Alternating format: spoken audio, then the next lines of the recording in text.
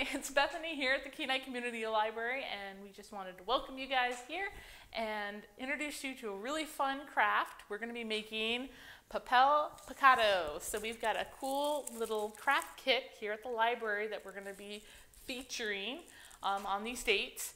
And it's a really fun kit. It includes all the stuff that you need except for a pair of scissors. So make sure you have a pair at home that you can use.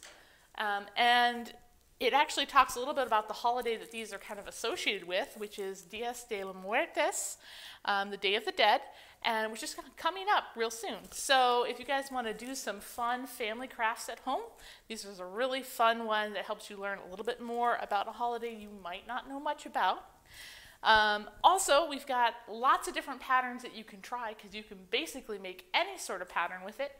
But we're going to do the pattern included in the kit, this nice little blue one. And all the kits include different colors of paper. So your paper might be a little bit different colored than mine. And I'm going to show you guys how to do this kit and how to have fun doing a Papel Picado. All right, guys, so what you're going to want to do is you're going to want to fold your two pieces of paper in half. So start with the regular piece of paper. This is what's going to have your tracing on it. If you guys want to make a tracing of your very own, you can. These little papers are cut out a 10 by 10 inch pattern. So most pieces of paper are 8.5 by 11. So it won't fit 100%, but you'll see why in just a second. So we're going to go ahead and fold this one too in half. And it doesn't really matter again because this is a square piece of paper, so it should just sit in there nice and fine. And then I'm going to line them up and fold them over. Just kind of make sure it all gets even in there. All right, so when I cut this out, this should line up pretty well with cutting it out. And you'll notice there's a big piece of space at the very top. If it's not at the top, you're going to want to slide this piece out until it is right up at the top. And that's because we're going to use this section to fold over to turn it into a banner. So if you get like a piece of string, you can actually fold this over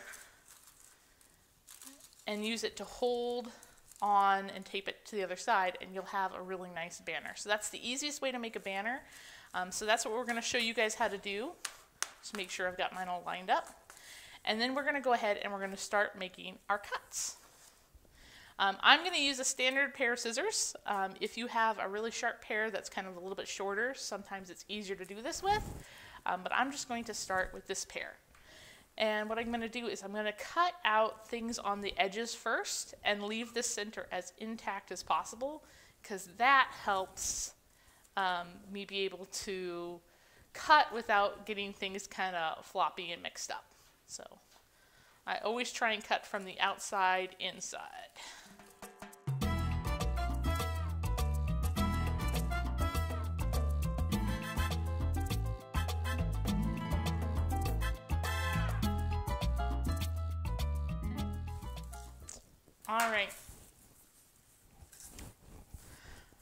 Alrighty, so actually the easiest is probably just cutting that border, just because it's a repeated shape all the way around.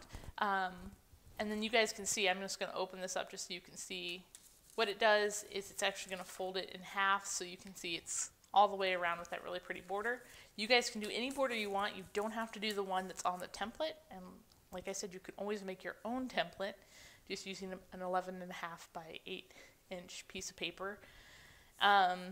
But you can see I've got that border all cut out. That's nice and easy. And then what we're going to do is we're going to cut out these shapes. And it's a little bit different because it's not quite how you expect. The easiest way to do it is to fold the shape in half. So like this circle right here. I fold it in half and then I just cut it that way. And it's going to mirror that shape on the other side.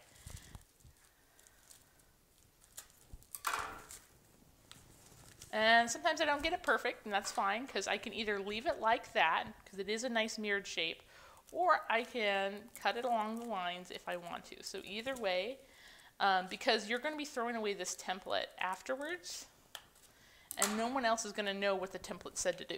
So if you make a mistake or if you do something you're like, oh, I kind of like that better than the template, then go with what you just did, because it's only you knowing the secret of the template. So now I'm going to do that same with this shape here.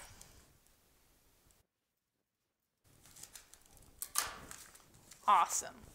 So you can see I've got that done. So now I'm going to fold it over here for this next petal. And again, remember, we're always working from the outside toward the inside, because our inside crease is going to be the strongest area and it's going to do the least amount of slippage. So we don't have to worry about this middle tissue paper slipping as much near the center. So we always want to keep that toward the last.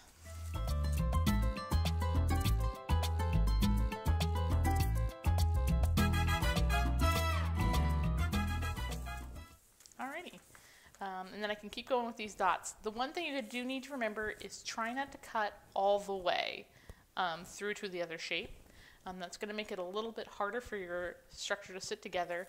And if, say, I was to cut all the way around the skull and ignore these little breaks, this centerpiece would just fall out. So I have to make sure that I have little breaks in between things so that my pieces don't just completely fall out. So I'm just going to go ahead and I'm making sure that I leave these little breaks in between shapes so that they stay in there.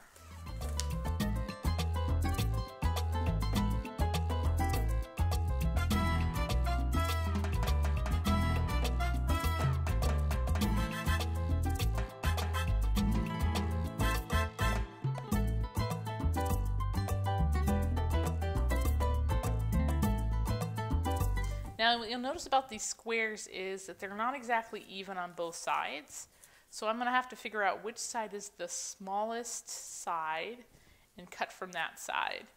So in this case, it's kind of this side.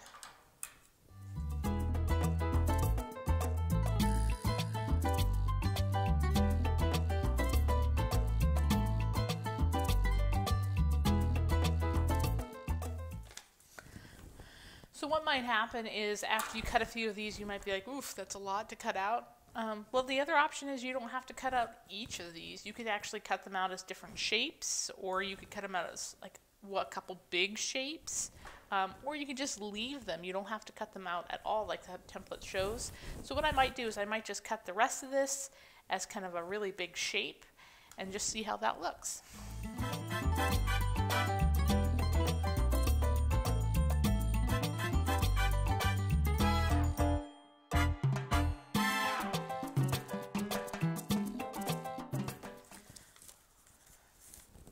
Alright, so you can see I just went ahead and cut out a really big shape. If you kind of want to get a look at what it looks like on the other side, it looks pretty much like how we flipped the page over. So it's actually looking pretty good anyway.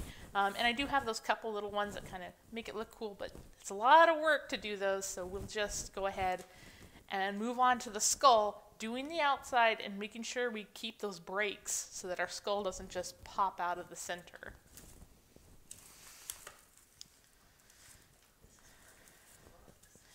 Now the one kind of thing that I do advise is, especially on the skull which has a really big long curve, go ahead and just make a small cut that you can insert your scissors through, and then you can finish it out with just the scissors, just because you don't want to mess up the skull. It is in the center. So just make like a little bit of a cut like that, bring it over, so I'm just getting this little square out, and that shouldn't affect my skull too much. And I should be able to finish it out just by cutting the edges.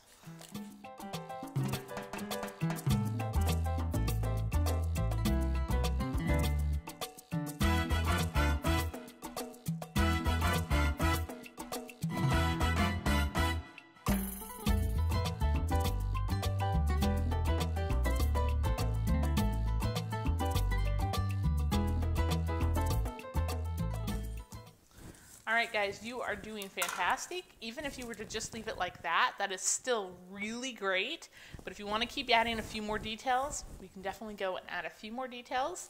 I'm going to start with this little pattern at the top because that's just like this pattern over here, just a teensy bit smaller, so I think we can do that.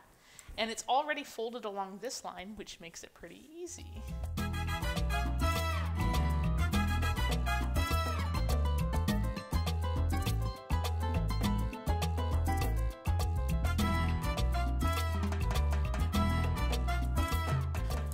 All right, so if I don't want to do all these little dots around here, the next best thing to do would be this big eye, because remember, I'm wanting to keep this much of this center together as possible.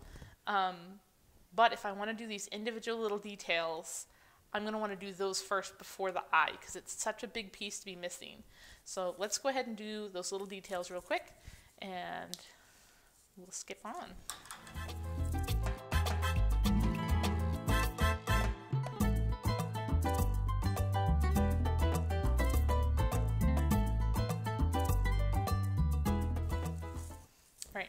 So I'm going to leave it at that because I think it makes like a kind of nice eyelash pattern. I'm not going to do all of them because, again, it's what you want to do. And now I'm going to cut out my eye because that would mean leaving the center, and I can do my nose next.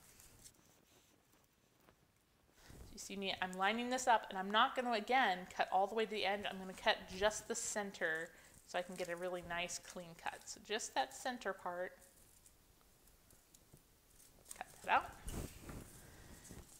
And then I can do the rest of the outline, and I know that I'm not going to ruin any of my really delicate work.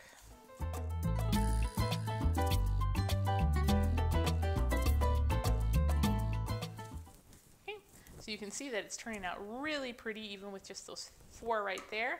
So I'm just going to go ahead and cut my nose.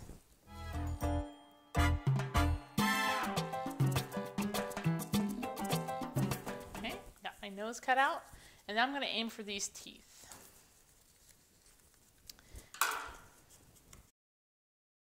And again, remember, you can do that halfway across thing, and then you only have to cut it out once, which is really, really nice.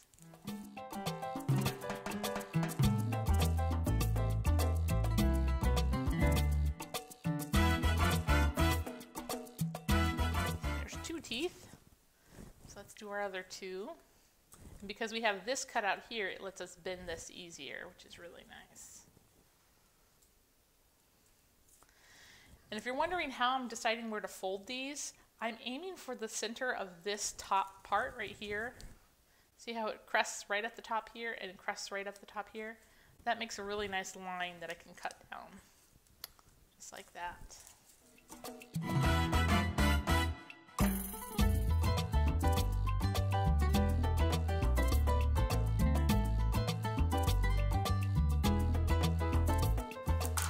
Alrighty, so this is looking pretty good. Again, I can look and see on the other side. Did I forget anything?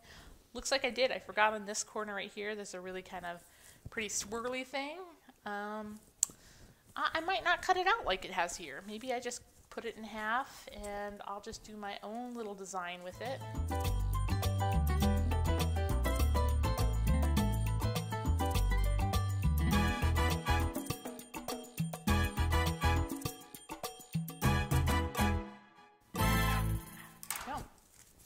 Alright guys, we did it. We made it all the way to the end. Now this might look a little bit intimidating. There is another design that you can do that's really easy and it's not that hard.